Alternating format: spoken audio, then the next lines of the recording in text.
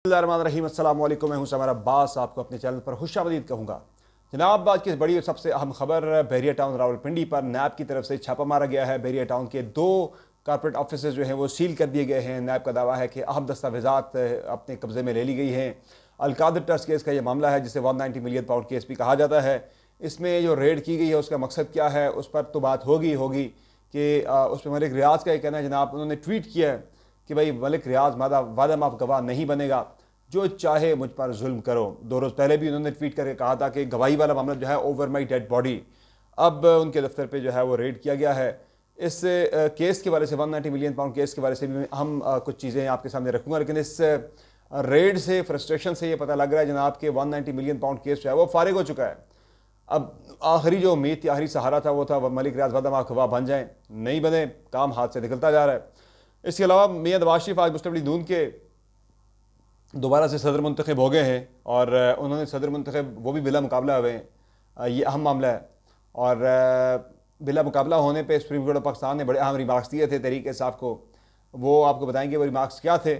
और मियां नवाज शरीफ ने सदर मुंतखब होने के साथ ही जो तकरीर की, वो वही 6 का पहाड़ा जनाब के मुझे क्यों निकाला गया, मुझे बेटे से तनख्वाह लेने पर निकाल दिया गया, साकिब निसार तुमने मुझे निकाला, कारकुनान मुझे ले आए।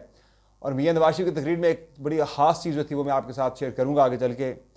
फिर यौम तकबीर का इश्तिहार, आज यौम तकबीर मनाया गया पूरे मुल्क के अंदर। उसका इश्तिहार जो देखा मैंने, मुझे इश्तिहार देख के बड़ा अफसोस हुआ। इश्तिहार आप देखें जनाब तो उस पर मियां नवाज शरीफ और मियां शहबाज शरीफ की तस्वीर है और जिस बंदे ने ये एटमी धमाका किया, ये यानी कि कारनामा जिस बंदे ने सर अंजाम दिया, डॉक्टर अब्दुल कदीर खान, उनकी तस्वीर ही गायब है इससे पूरे इश्तिहार से।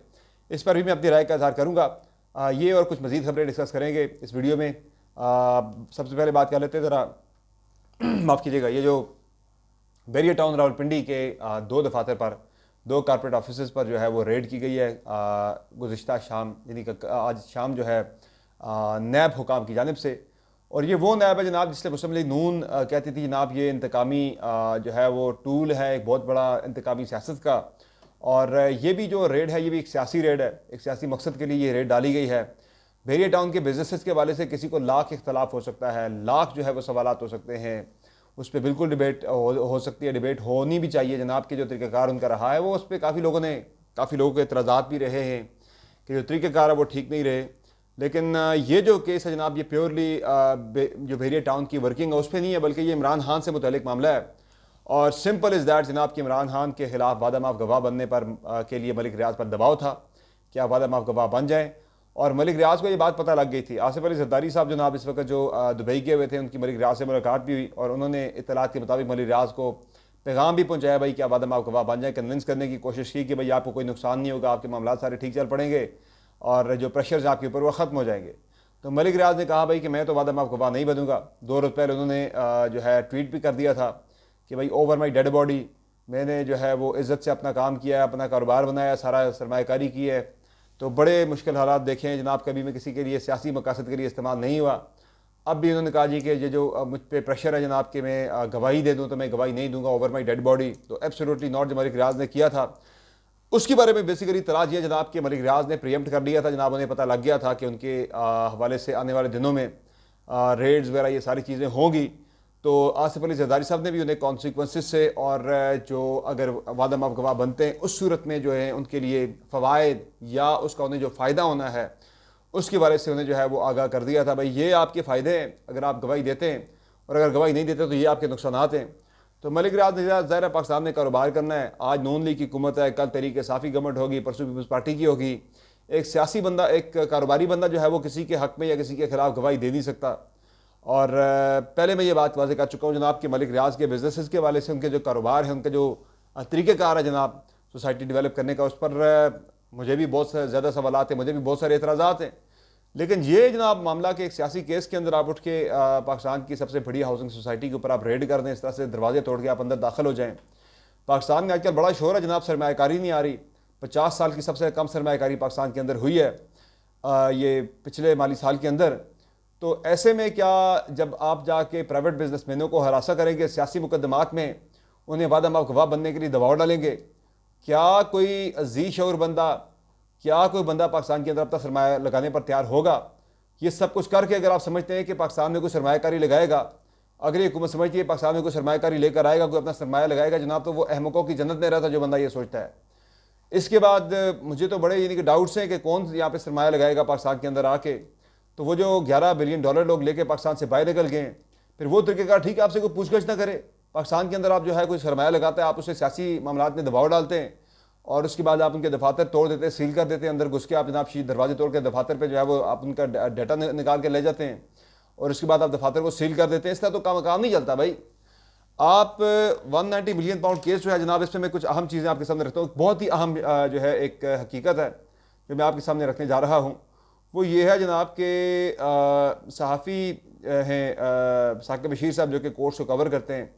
उन्होंने बड़ा मज़े का ट्वीट लिखा। वो ये कहते हैं जनाब 190 मिलियन पाउंड जिसे अलकादर ट्रस्ट केस भी कहा जाता है, इस केस के ट्रायल से मुताल्लिक गुज़श्ता दिनों नैब के स्पेशल प्रोसिक्यूटर ने इस्लामाबाद हाई कोर्ट के सामने कहा था कि जो गवाह रह गए हैं हम कुछ को हम गिव अप कर लेंगे, बाकी 7 या 5 जो रह जाएंगे ट्रायल मुकम्मल होने के करीब है, तो इमरान खान को ज़मानत ना दे। एक जब ज़मानत मिली थी इमरान खान को ये 190 मिलियन पाउंड केस के अंदर, तो इस्लामाबाद हाई कोर्ट में नैब के प्रोसिक्यूटर ने कहा था जनाब कि ज़मानत ना दें, हमारे पास गवाहान के जो बयानात हो चुके हैं और 5-7 रह गए, वो उनमें से भी हम कुछ को गिव अप कर लेंगे, तो ज़मानत ना दी जाए इमरान खान को जनाब। तो ये एक तरफ नैब जो है वो इस्लामाबाद हाई कोर्ट के सामने 15 दिन पहले कह रही थी कि ट्रायल मुकम्मल होने को है। दूसरी तरफ जब ट्रायल मुकम्मल होने को है तो समझ नहीं आती जनाब कि आप कौन सा शवाहिद जो है वो आप इकट्ठे कर रहे हैं जाके दफ्तरों में छापे मार के। अब जब शवाहिद मुकम्मल हो गए जनाब, तो अलकादर ट्रस्ट केस के लिए छापे मारे जा रहे हैं। ये कोई और रिकॉर्ड ही हासिल करने की कोशिश लग रही है या वादा माफ गवाह बनाने के लिए प्रेशर बढ़ाने की कोशिश भी हो सकती है। तो मैं दूसरी वाली बात से एग्री करूँगा जनाब कि ये इमरान खान के ख़िलाफ़ वादा माफ गवाह बनने के लिए प्रेशर की एक जनाब एक प्रेशर टैक्टिक था जनाब के मलिक रियाज को हरासा करके मजबूर किया जाए जनाब कि आपके कारोबार वगैरह बंद कर देंगे हम पाकिस्तान के अंदर छापे मार के, इस तरह से कि अगर आप वादा माफ गवाह नहीं बनते। तो ये वो नून लीग की हुकूमत आज जनाब जो नैब के बारे में बड़े दावे किया करती थी, बड़ी बातें किया करती थी जनाब कि नैब जो है वो काला कानून है, नैब जो है वो सियासी इंजीनियरिंग के लिए इस्तेमाल होने वाला टूल है, हम आते हुकूमत में से ख़त्म करेंगे। ख़त्म क्या करना था जनाब के नैब में जो नैब के जो मुलजमान हैं उनके लिए रिमांड जो है वो 15 दिन से बढ़ा के 14 दिन से बढ़ा के उसे 40 दिन कर दिया गया है। यानी ये बड़ी एक शर्मनाक चीज़ है कि आप ख़ुद जिस चीज़ से गुजरें, आप ख़ुद जिस इदारे से आप डसे हुए हैं, आप उसी इदारे में मज़ीद जो है वो कवानीन को आप सख्त कर रहे हैं। सख्त इस तरह कर रहे हैं जनाब कि आपने 14 दिन से बढ़ा के रिमांड को आपने 40 दिन कर दिया। और नैब में आपको पता है जनाब 6-6 महीने वो रखते थे और निकलता बाद में कुछ भी नहीं था। ये नवाज शरीफ ने भुगता, मियाँ शहबाज शरीफ ने भुगता, नून लीग के हमजा शहबाज ने भुगता, मरीम नवाज़ ने भुगता। अब जनाब वो खुद उस काम में लग गए किसी और, यानी कि किसी और के ख़िलाफ़ जो है वो उन्होंने यही काम सहूलतकारी शुरू कर दी है यानी नैब के आगे। और अब जनाब ये जो केस है 190 मिलियन पाउंड केस वाला, इसमें एक चीज़ तो वाज़ेह होगी जनाब कि इसमें इमरान खान को सज़ा देने के लिए सब्सटेंस मौजूद नहीं है।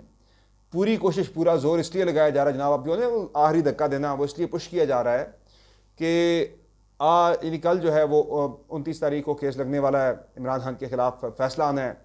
ये जो इद्दत में निकाह केस है उसमें कभी इन 200% इम्कान जो ज़ाहिर किया जा रहा है पीटीआई के वकला की तरफ से जनाब कि वो बरी हो जाएंगे खान साहब इस केस के अंदर। फिर जो दूसरा केस है साइफर, कल उसकी समाअत आज उसकी समाअत थी बल्कि 28 तारीख को, वो नहीं हो सकी। योम तकबीर की छुट्टी दे दी गई पाकिस्तान के अंदर जनाब। और कौन सा योम तकबीर है जनाब के तकरीब आज होती है, मियाँ नवाज शरीफ साहब, मियाँ शहबाज शरीफ साहब योम तकबीर की तकरीर करते हैं। ललकारना इंडिया को, वो ललकार अडयाला जेल के अंदर बैठे कैदी नंबर 804 को ललकार रहे हैं। ये कौन सा योम तकबीर? आपने एटमी तजुर्बात जो है वो इमरान खान के ख़िलाफ़ किए थे या आपने भारत के ख़िलाफ़ किए थे? तो आज भी नून लीग की क़यादत के सरों पे, उनके जहनों पे जो है वो इमरान खान ही सवार रहा है। मियाँ नवाज शरीफ की तकरीर आप पूरी उठा के सुन लें, उसका 50% से ज़्यादा हिस्सा जो है इमरान खान के ख़िलाफ़ वो तकरीर थी, भारत के ख़िलाफ़ कम थी। तो ना उसमें कोई रोड मैप था, मैं उसमें आगे चल के डिटेल बात करूँगा।